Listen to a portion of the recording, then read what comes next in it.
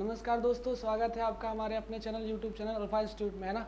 हम लोग पढ़ रहे हैं समुच्चय के 2 लेक्चर हो गए हैं, ये तीसरा लेक्चर है आपका। समुच्चय को लेकर चल रहे हैं बाबू। हम आप लोग को समझा चुके हैं समुच्चय क्या होता है, सेट क्या होता है, क्लियर, उसमें कितने टाइप के सेट होते हैं, है ना। उसी को लेकर आगे चलते हैं और आज हम लोग बात करते हैं उप समुच्चय की। किसकी?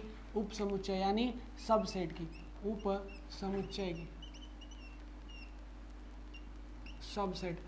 अब वो ध्यान दो कि सब सेट क्या होता है, क्लियर। सब सेट, अब हम लोग को बताए होंगे कि सेट क्या होता है। तो सेट वह फंक्शन होता है जिसमें एलिमेंट अरेंज्ड होते हैं कॉमास के साथ, है ना, और वो फिक्स्ड होते हैं। वो क्या होते हैं? फिक्स्ड होते हैं, अनफिक्स्ड नहीं होते हैं, उसी को बोलते हैं सेट।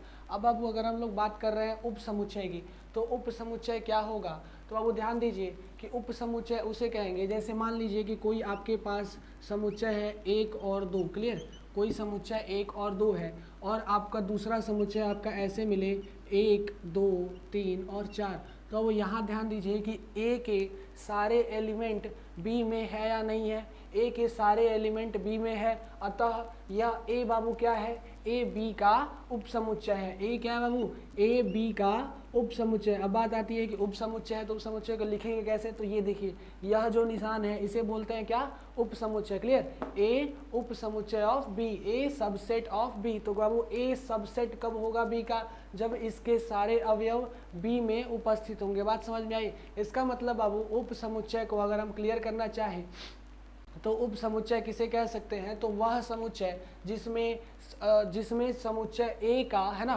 सभी अवयव बी में उपस्थित हो, उसे क्या बोलते हैं बाबू? उप समुच्चय। ए क्या बोला जाएगा? उप समुच्चय। समझ में आ रहा है? अगर बाबू ऐसे ही अगर हम लोग को कह दें बाबू कि फंक्शन ऐसा है 1 2 3, क्लियर, ऐसा है, क्लियर, और यहाँ पर बी आपको दे दिया जाए, कैसा दे दिया जाए? 1 दे दिया जाए, 2 दे दिया जाए, 3 4 5, है ना, ऐसा कहा जाए। तो बताओ क्या बाबू ए जो है वो बी का उप समुच्चय है? तो कहेंगे ए क्या है? बी का उप समुच्चय है। कैसे? देखिए 1 1 में है ना, 2 2 के लिए है, 3 3 के लिए है। इसका मतलब बाबू ए के सारे अवयव बी में उपस्थित है। ए के सारे अवयव बी में यदि उपस्थित है, अतः ए क्या है बाबू? सब सेट ऑफ बी है, क्लियर। ए सब सेट ऑफ बी है ना। अगर इसी तरह आपको तीसरा कोई एग्जांपल दिख जाए, तीसरा कोई एग्जांपल ऐसा दिखे, अगर बाबू आपको दिखे ए 1 2, क्लियर, 1 2, और आपको बी कैसा दिखे 1 3 4 5, तो ये बताइए कि क्या ए बी का उप समुच्चय है? ए बी का। तो यहाँ ध्यान दीजिए, ए में कितने अवयव है? 2 अवयव, 1 और 2, और बी में कितने अवयव है? 4, 1 3 4 और 5। तो ध्यान दीजिए कि इसका एक अवयव तो इसमें मिल रहा है, एक एलिमेंट क्या इसमें मिल रहा है, लेकिन दूसरा एलिमेंट इसमें नहीं है। अगर बाबू दूसरा एलिमेंट नहीं है, अतः क्या बोलेंगे? A is not subset of B. ध्यान दीजिए, नॉट कैसे किए? सबसेट बनाना है और उसी को काट देना है, तो ये क्या कहलाएगा? Not subset of B, clear. A is not subset of B, clear. तो ये बात समझ में आ रही है? सबसेट किसे कहेंगे? इस तरह अगर बाबू डिफाइन करें कि सबसेट क्या होता है ना, तो सबसेट क्या होता है बाबू? यदि समुच्चय ए का प्रत्येक अवयव, क्या बोलेंगे बाबू? यदि समुच्चय ए का प्रत्येक अवयव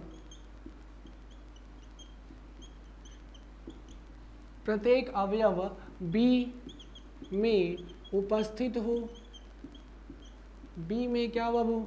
उपस्थित हो, अतः बाबू ए क्या है? ए बी का उप समुच्चय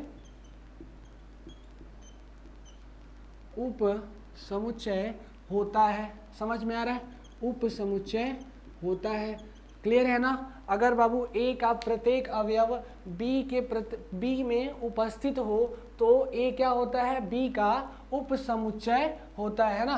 बी का क्या होता है बाबू? उप समुच्चय होता है, क्लियर है ना। समझ में आ रहा है? अगर बाबू बात करें तो एक फंक्शन आपको एक समुच्चय बताए थे, रिक्त समुच्चय। क्या बताया था बाबू? रिक्त समुच्चय, एम्प्टी सेट। याद होगा एम्प्टी सेट किसे कहते हैं? तो वह समुच्चय जिसमें कोई भी अवयव न हो उसे क्या बोलते हैं बाबू? Empty set. तो बाबू इसको लिखते कैसे? रिक्त समुच्चय को ऐसे, फाई, क्लियर है ना। या फिर इसको और क्या बताए थे बाबू? और कैसे लिख सकते हैं? ब्रैकेट में, है ना, खाली ब्रैकेट। ये भी क्या होता है? रिक्त समुच्चय। क्लियर। तो बाबू अगर बात करते हैं तो यह क्या फाई, अगर ये बताइए कि हम कहें फाई ए का उप समुच्चय है तो क्या ये सत्य है? फाई ए का उप समुच्चय होता है। बिल्कुल भाई, बिल्कुल क्या होता है? फाई ए का उप समुच्चय होता है। इसका मतलब जितने भी आपको सेट मिलेंगे उन सभी सेट का फाई क्या होता है? उप समुच्चय होता है ना, क्योंकि फाई में कोई अवयव तो होता नहीं है। तो इसका मतलब अगर हम कहें कि बाबू फाई क्या है? ए का उप समुच्चय है, बिल्कुल है। फाई बी का उप समुच्चय है, बिल्कुल है। समझ में आ रहा है? इसका मतलब फाई सभी समुच्चयों का उप समुच्चय होता है। रिक्त समुच्चय क्या होता है बाबू? सभी समुच्चयों का उप समुच्चय होता है। क्लियर? ये बात समझ में आ रही है? अगर बाबू दूसरी बात कहें कि सभी समुच्चय खुद का उप समुच्चय होता है तो ऐसा सत्य है कि नहीं है? क्या कहें बाबू? सभी समुच्चय स्वयं का उप समुच्चय होता है। तो अब ये सत्य है ना। अगर आपको कोई अवयव ऐसा मिले ए सच दैट 1 2 3 4, क्लियर, और आपको बी मिले बी सच दैट क्या है बाबू? 1 2 3 4, क्लियर।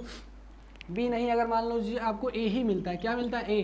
तो अब वो सभी समुच्चय खुद का उप समुच्चय होता है कि नहीं होता है? कह सकते हैं ना कि ए के सारे एलिमेंट ए में मिल रहे हैं, अतः क्या होगा बाबू? अगर मान लीजिए कि यहाँ बी ही लेते हैं तो ए क्या होगा? सबसेट ऑफ बी होगा कि नहीं होगा? क्लियर है ना। सभी समुच्चय खुद का क्या होता है? उप समुच्चय होता है। अगर सभी के सभी एलिमेंट सेम सेम दिखें तो इसको क्या बोलेंगे? स्वयं का उप समुच्चय होता है। क्लियर है ना, बात समझ में आ रही है? तो अब ऐसे ही क्वेश्चंस आपको दिए गए हैं, उप समुच्चय के क्वेश्चंस हैं आपके, कुछ बढ़िया बढ़िया क्वेश्चन है ना। एक्सरसाइज 1.3 में जैसे देखिए कहे कि 2 3 4 1 3 4 1 2 3 4 5 का उप समुच्चय है कि नहीं है? क्या कहे बाबू? ऐसा अगर आपको कोई समुच्चय दिखे,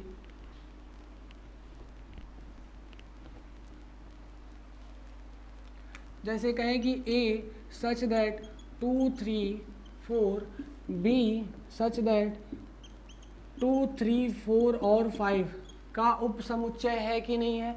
ए क्या कहे?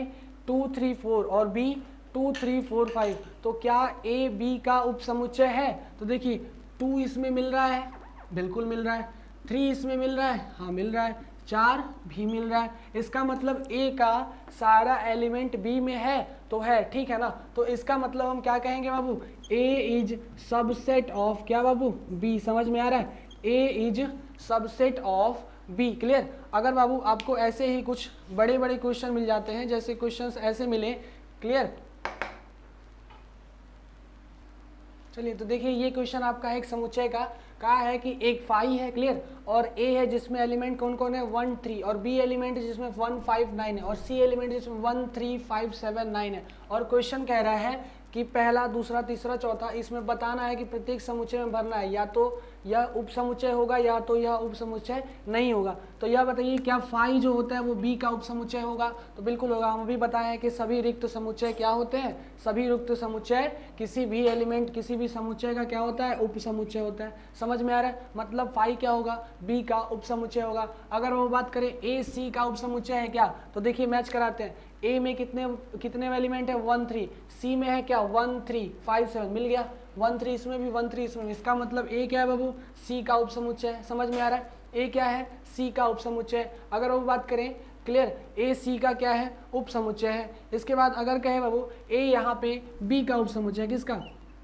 ए बी का अगर उप समुच्चय है तो क्या है? क्या ए बी का उप समुच्चय? देखिए मिलाइए, ए का एलिमेंट क्या बी में सारे के सारे आ जा रहे हैं?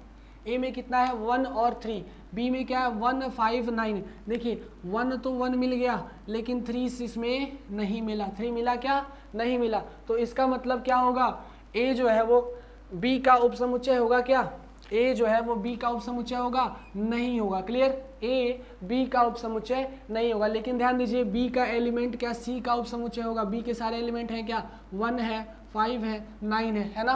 इसका मतलब क्या कह सकते हैं कि बी जो है वो उप समुच्चय है सी का। समझ में आ रहा है? उप समुच्चय के क्वेश्चंस आपको एग्जामिनेशन में ऐसे ही आएंगे। क्लियर कि ए क्या है? देखिए फाई तो सभी समुच्चयों का उपसमुच्चय होता है, ए सी का उपसमुच्चय है क्योंकि एक और 3 एलिमेंट मिल रहा है, ए बी का उपसमुच्चय नहीं है क्योंकि ए में 1 3 और बी में 1 5 9 है, इसका मतलब यह इसका उपसमुच्चय नहीं है, 1 मिल रहा है 3 नहीं मिल रहा है, क्लियर। उसके बाद वो बी की बात करें, बी में 1 5 9 है, इसमें क्या 1 5 9 है, बिल्कुल है, तो मतलब बी के सारे एलिमेंट सारे अवयव इसमें मिल गए, अतः बी क्या है आपका बाबू, उप समुच्चय है सी का। समझ में आ रहा है। ऐसे ही क्वेश्चंस आपको आएंगे, जैसे कि बाबू मान लो कि आपको एक ऐसा क्वेश्चन मिले, ये तो सारे के सारे थे आपके एलिमेंट वो अवयव पे, अगर कहे बाबू कि अगर वॉवेल दे, है ना, ऐसे वॉवेल दे कि A such that A E I O you, है ना, और बी सच दैट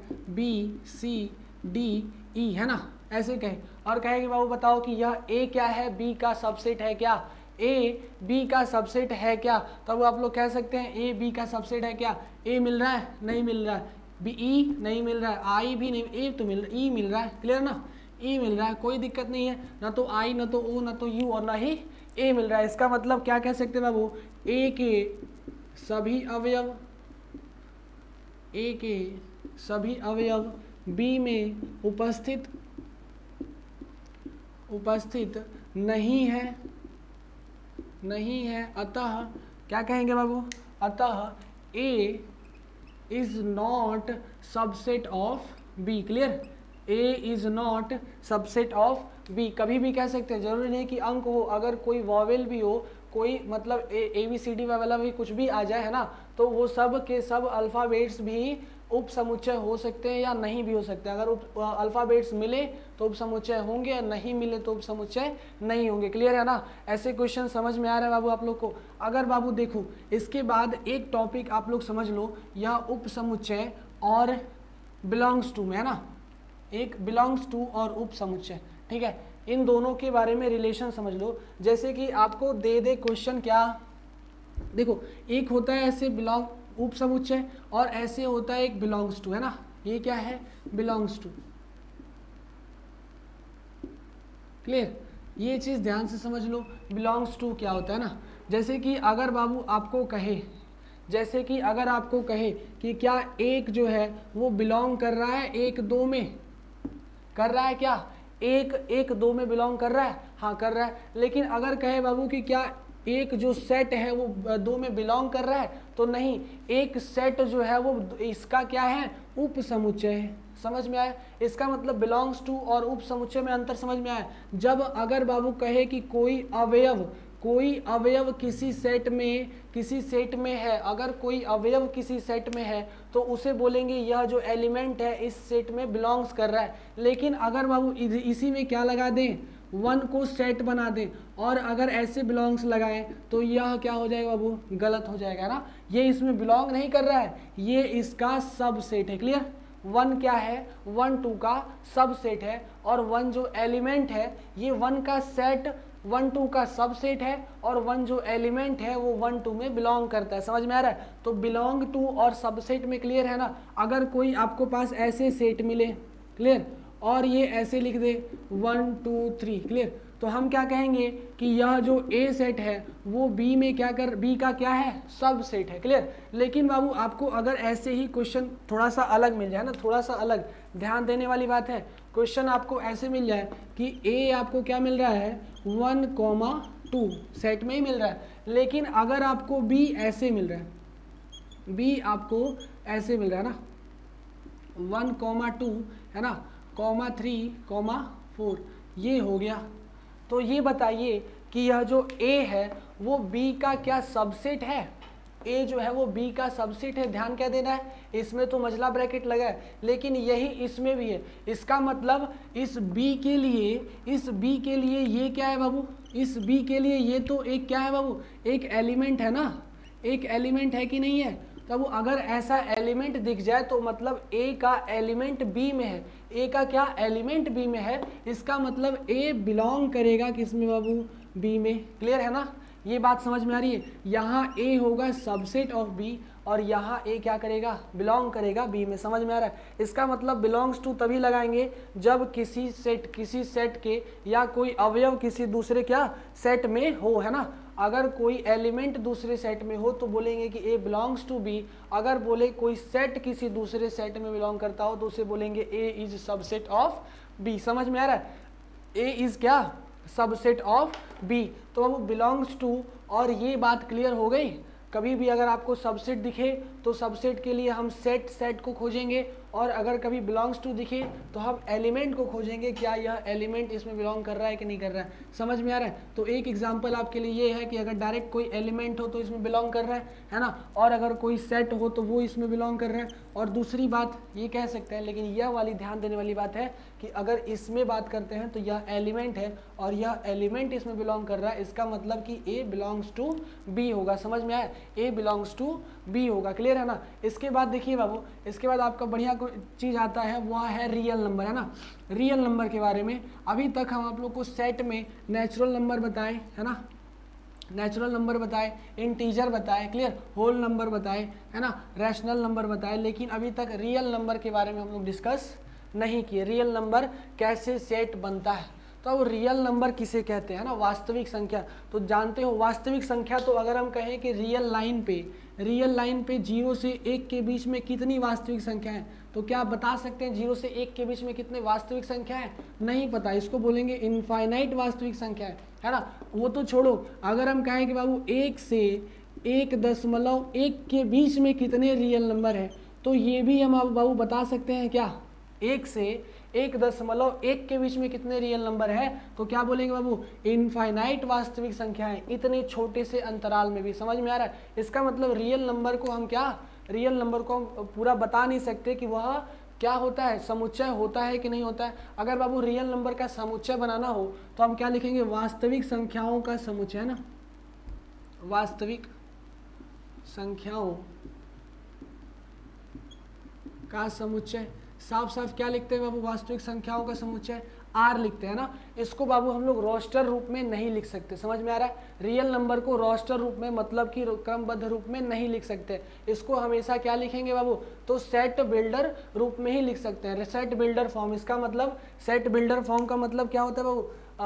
समुच्चय निर्माण विधि, है ना, समुच्चय निर्माण विधि में ही इसको हम लिख सकते हैं। ऐसे तो लिख नहीं सकते, है ना। क्या रोस्टर विधि में? रोस्टर विधि में बता सकते हैं 1 से 1 के बीच में कितने एलिमेंट है, तो कॉमा लगा के रियल नंबर्स को नहीं लिख सकते। लेकिन एक बाबू ध्यान दीजिए कि रियल नंबर्स में क्या क्या बिलोंग्स करता है। एक बार बाबू एक लेक्चर में आप लोग को बता चुके हैं कि रियल नंबर में क्या क्या बिलोंग्स करता है ना। जैसे कि देखिए रियल नंबर के अंदर क्या क्या, तो पूरा का पूरा तो रियल ही है। हमारे पास जितना भी नंबर है वो क्या यूनिवर्स में, वो सब का सब रियल नंबर ही तो है। समझ में आ रहा है? अब वो रियल नंबर कितने टाइप का होता है?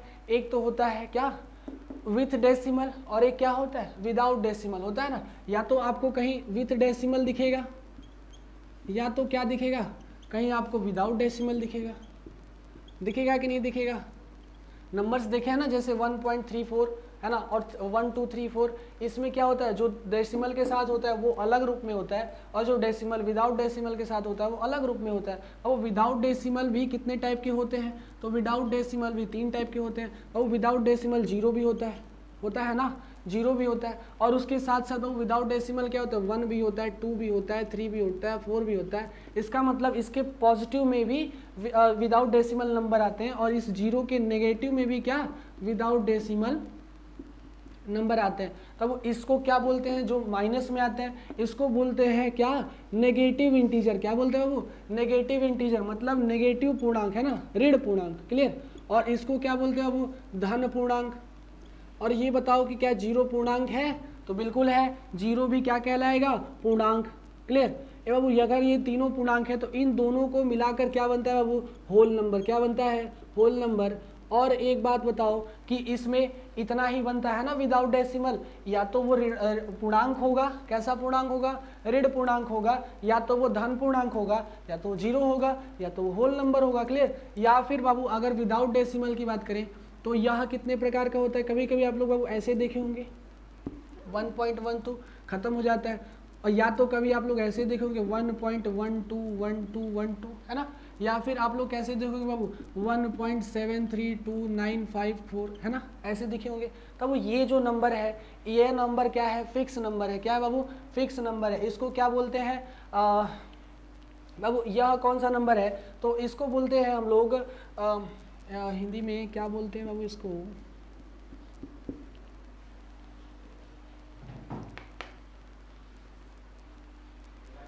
तो वो देखिए इसको बोलते हैं इसको इसको टर्मिनेटिंग है ना, पिछले भी क्लास में बताया था ये क्या बोलते हैं इसको, टर्मिनेटिंग फंक्शन। ये क्या है, नॉन टर्मिनेटिंग है ना, और रिपीटिंग फंक्शन है, देख रहे हैं बार बार रिपीट कर रहा है ना 1 2 1 2 1 2 1 2, तो ये क्या है, ये बाबू इसको बोलेंगे क्या, टर्मिनेटिंग फंक्शन। टर्मिनेटिंग मतलब जो दशमलव समाप्त करने वाले फंक्शन होते हैं, टर्मिनेटिंग वैल्यू है ना, इसको क्या बोलेंगे बाबू, नॉन टर्मिनेटिंग है ना, क्या होगा ये नॉन टर्मिनेटिंग, और क्या होगा, लेकिन नॉन टर्मिनेटिंग के साथ रिपीटिंग होगा है ना, समझ में आ रहा है। लेकिन ये वाला फंक्शन बाबू क्या है, ये वाला ना तो टर्मिनेटिंग है और ना ही रिपीटिंग है, दिख रहा है, रिपीट कर रहा है क्या, नहीं कर रहा है, इसका मतलब इसको क्या बोलेंगे, नॉन टर्मिनेटिंग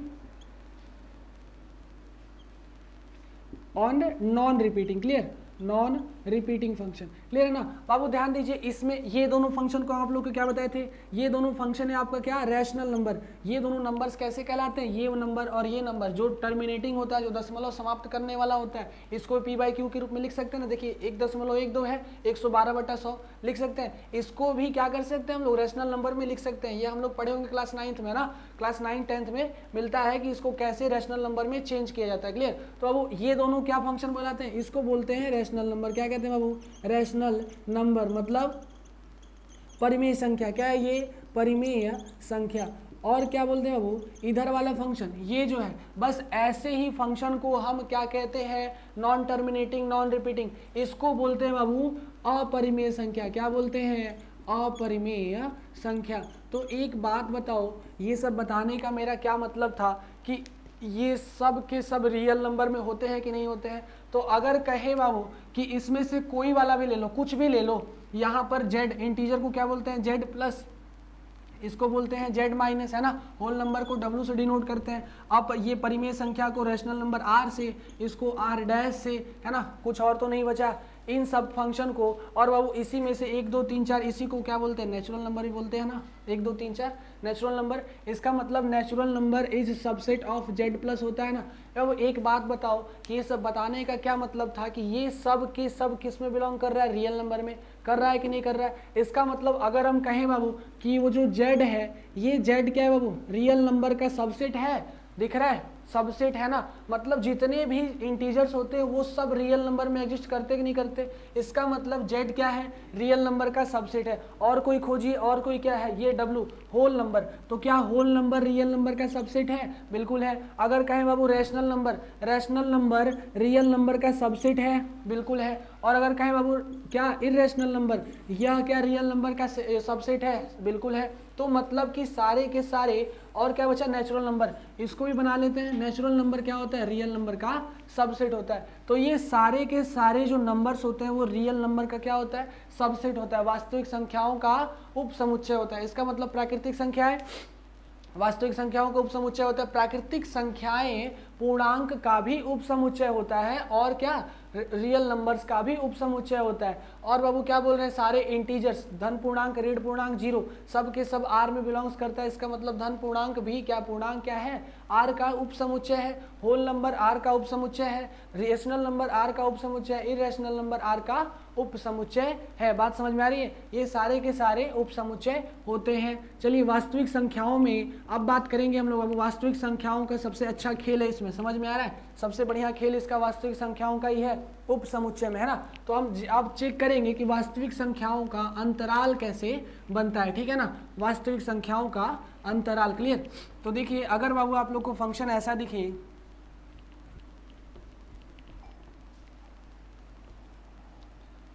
वास्तविक संख्याओं का अंतराल, है ना, क्लियर।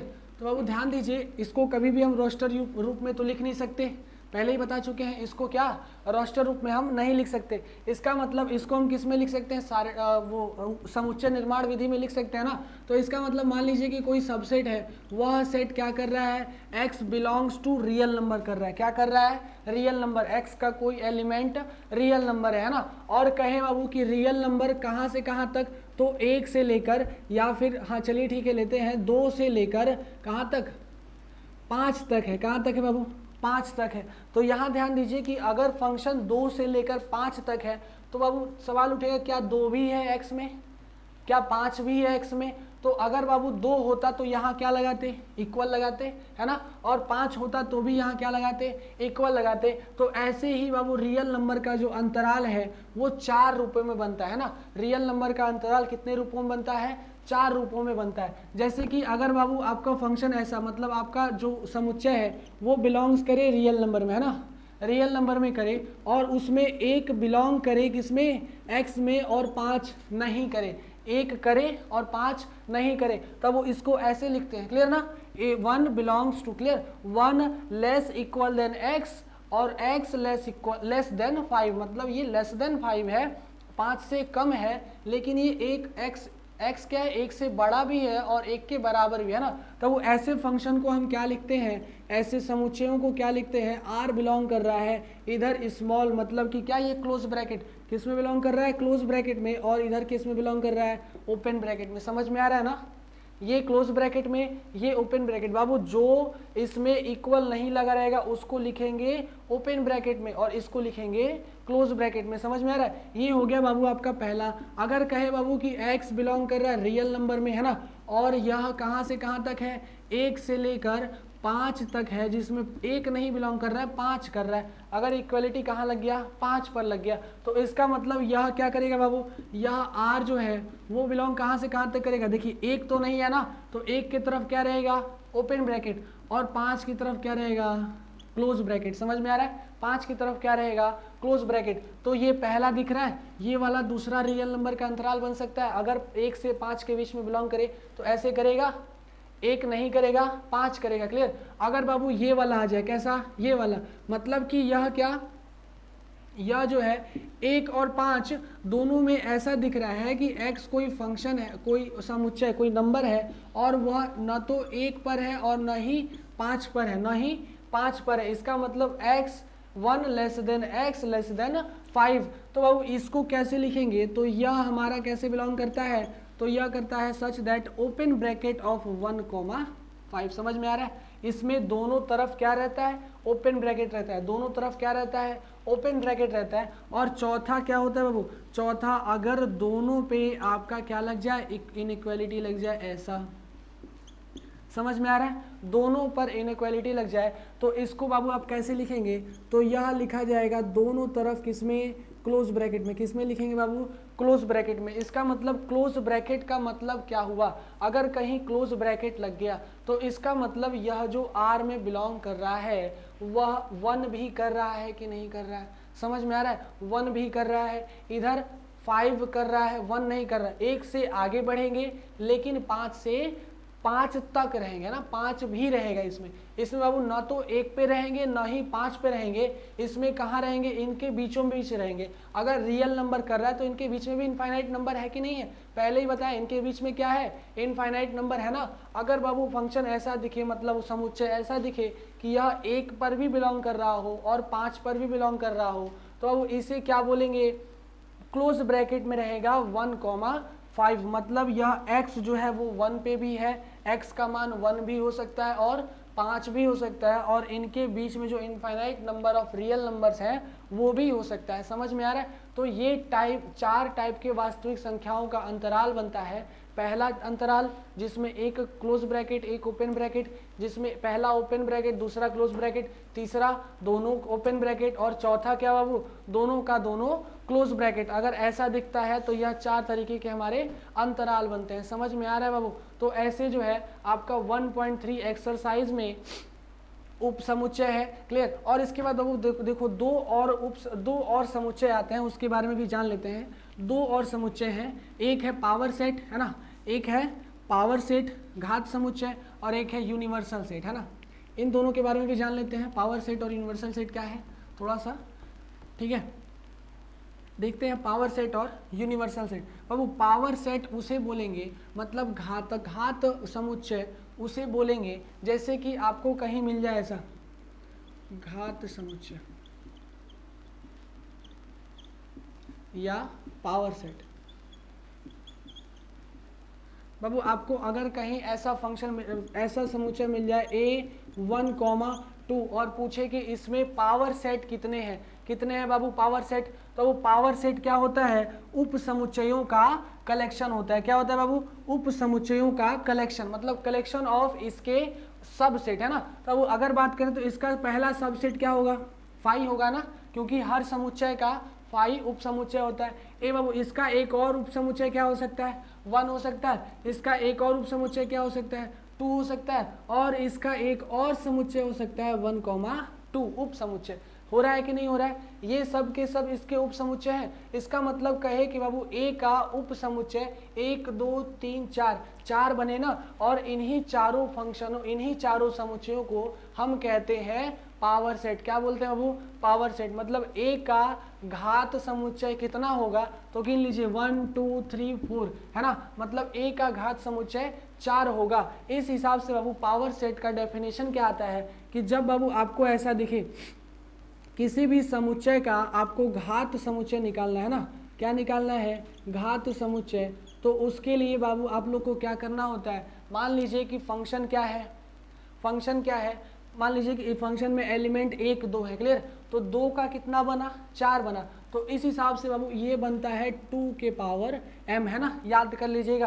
पावर सेट कभी भी अगर निकालना हो, किसी भी समुच्चय का पावर सेट निकालना हो, तो वह कैसे निकलेगा, 2 के पावर m से। कैसे निकलेगा बाबू, 2 के पावर m से। समझ में आ रहा है। जैसे कि अगर बाबू आप लोग को कहें कि a जो है उसमें बिलोंग्स कर रहा है 1, 2, 3, तो यहाँ देखिए इसमें कितने एलिमेंट हैं, 1, 2 और 3। कितने एलिमेंट है, 3 एलिमेंट। तो अगर इसका हम लोग पावर सेट बनाए तो इसका पावर सेट कितना आएगा, power set, clear. Power set कितना आएगा, इसको डिनोट करते हैं P ऑफ n है ना, पावर सेट, क्लियर। ये P ऑफ a कितना आएगा, P ऑफ a, ठीक है। कितना आएगा बाबू, ये 3 फंक्शन है ना, तो हमारे पास फॉर्मूला क्या है, 2 के पावर m, जहां बाबू इसमें m क्या है, जितना इसमें एलिमेंट है, कितना एलिमेंट है, 3। तो इसका मतलब 3 एलिमेंट 2 पर लग जाएगा, तो यहाँ पावर सेट कितने होंगे, 2 के पावर 3। इसका मतलब कितना होगा, 8, क्लियर। तो इसमें पावर सेट कितने होंगे, 8 होंगे। इसमें पावर सेट कितने होंगे, 4 होंगे। समझ में आ रहा है। इसका मतलब पावर सेट घात समुच्चय क्या होता है, तो घात समुच्चय कहेंगे उसे जो कि किसी भी समुच्चयों का अधिकतम उप समुच्चय होता है। समझ में आ रहा है, उसे बोलेंगे बाबू क्या, घात समुच्चय। इसके बाद बाबू आप लोग का और एक और समुच्चय आता है जिसको बोलते हैं सार्वत्रिक समुच्चय, यूनिवर्सल सेट। क्या बाबू, यूनिवर्सल सेट, सार्वत्रिक समुच्चय। तो उस सार्वत्रिक समुच्चय क्या होता है, जैसे कि यूनिवर्सल, नाम से ही क्या समझ में आ रहा है, ऐसा समुच्चय जो यूनिवर्सल हो, है ना, जो क्या हो बाबू, यूनिवर्सल हो, क्लियर। तो मतलब बाबू इसको जैसे कि अगर हम कहें कि A, B, C है ना, A, B, C अल्फाबेट्स का यूनिवर्सल समुच्चय है, तो बिल्कुल है। और इसको अब डिनोट कैसे करते हैं, यूनिवर्सल समुच्चय को, है ना, यूनिवर्सल समुच्चय, क्लियर, सार्वत्रिक समुच्चय।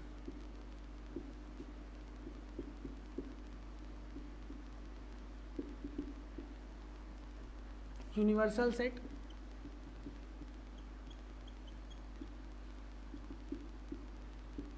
तो बाबू ऐसा फंक्शन, ऐसा समुच्चय जो क्या हो बाबू, हर जगह यूनिवर्सल हो। जैसे कि अगर हम कहें हर जगह सत्य हो, यूनिवर्सल हो। रियल नंबर की बात करें, अभी बताया ना रियल नंबर, तो रियल नंबर यूनिवर्सल सेट होता है ना, क्योंकि इसमें बाबू यह सेट सब, यह जो है रियल नंबर क्या करता है, किसका किसका सब सेट हो सकता है, रियल नंबर किसका किसका मतलब कि सेट हो सकता है। देखिए अगर जेड का लें तो जेड भी क्या है, रियल नंबर का सबसेट है।